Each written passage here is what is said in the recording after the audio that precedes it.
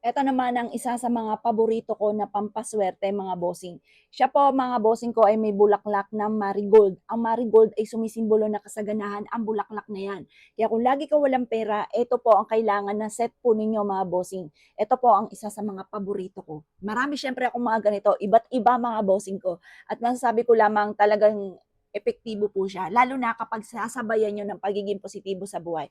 Kasi mga boss, lagi yung tatandaan, kung meron ka mga ganito at nega ka, nega talaga nagaganap.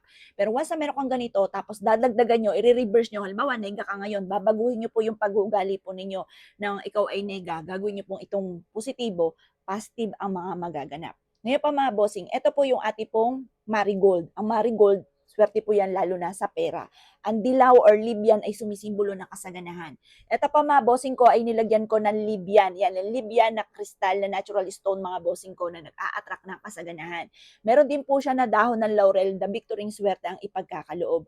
Tapos nilagyan ko rin po siya mga bossing ko nito pong lemon citrine or peridot kung tawagin. Libyan din po yan. Yung isa dilaw, yung isa nag-yellow green. Yan po ay for abundance. Basta pagdating sa usapin ng pera, ito ang kailangan ninyo. Tapos nilagyan ko rin siya mga bossing. Set po ito ha, 100 pesos lamang po siya.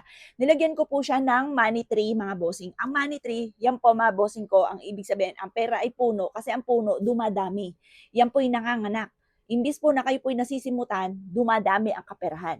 Kaya maganda meron kayong money tree. Tapos meron din po siya na kulay dilaw na Libyan. Ang Libyan for abundance. Tapos yung silver nagtataboy ng malas. Nilagyan ko rin siya ng San Benito para sagrado, para may protection kayo. Ang San Benito, lahat po ay pwede nyong i-wish. Sa pera, kalusugan, kalamidad, trahedya, unos, yan po ay pwede nyong i-wish kay San Benito. Set po ito mga bossing kapag sa amin kayo nag-avail habang ginagawa po ito. Ritualado na po ito. May kasama na siyang panalangin na kayo po yung maging matagumpay.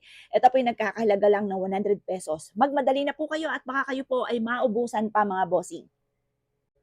Kaya kung ikaw po ay lubog sa utang, ikaw po mga bossing ko ay lagi namomroblema kung paano kayo makakaraos sa araw-araw or kaya paano lalaki ang benta ng inyo pong negosyo or matatanggap ka agad sa trabaho, ito ang kailangan. Basta lagi nyo lang siyang dadalhin tapos suotin mo ito kung saan ka komportable at yan po ay dadalhin ka kung saan lagi ikaw ay suswertihin, lalo na sa pera.